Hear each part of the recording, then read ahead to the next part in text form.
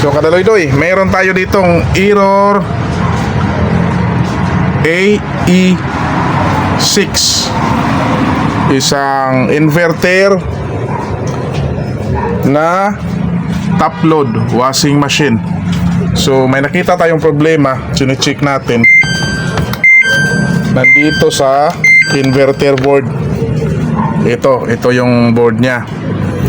So nandito itong regulator na to, ito 5 volts regulator. So wala siyang output, meron siyang output pero nasa mga 1.6 volts lang. Kaya mag communication error talaga dahil itong ano natin opto hindi makapag-send ng signal dito sa main board. Kaya ganun ang nangyari, nagkaroon siya ng error dahil patay ang ating system, dahil walang supply yung system natin dito sa inverter board. So palitan natin to mamaya, tingnan natin kung anong kahinatnan, dahil ito nga yung nasukat natin. So ito na doy, napalitan na natin ang regulator nating 5 volts.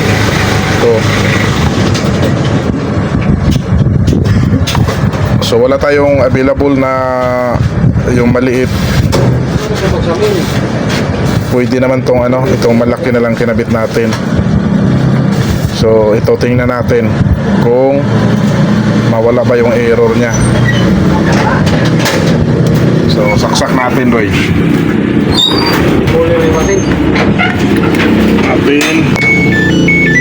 na nga. So ayan ito pa lang doy, alam na natin na okay na to kasi may ilaw na siya. Itong ilaw na to hindi na namamatay. Ayan, i-off muna natin.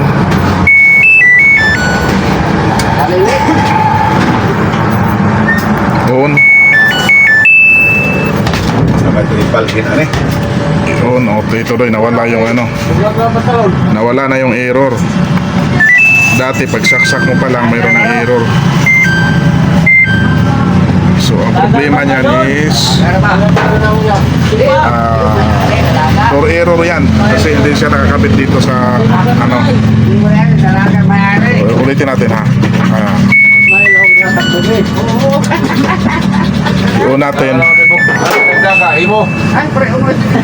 Ayan wala nang error. Nung hindi pa natin pinalitan, i-error to agad eh. Ayan so ikabit natin. Ibalik muna natin dito. Ibalik muna natin dito sa pinto niya kasi may sensor, may magneto dito para ma-sense ng sensor niya na sarado ang pinto. So ang problema pala nito ang pinalitan pala natin itong 5 volts regulator sa inverter, dahil ito yung supply, ang 5 volts ay supply ng system control. Kaya nag-i-error dahil hindi ma-communicate, walang signal na pumapasok sa opto dahil patay ang walang supply ang system control natin dahil dito sa 5 volts. Kumbaga ito yung gasolina papuntang 5 volts para magtrabaho si system. Ayan itong ilaw na to tuloy-tuloy na. So na-check na rin natin, may 5 volts, tama naman. Ibalik natin. So ito na, nakabit na natin sa pinto. I-on natin doy. Habon ka ng dragon. So ayan wala nang error. So i-spin na lang natin dahil wala tayong tubig.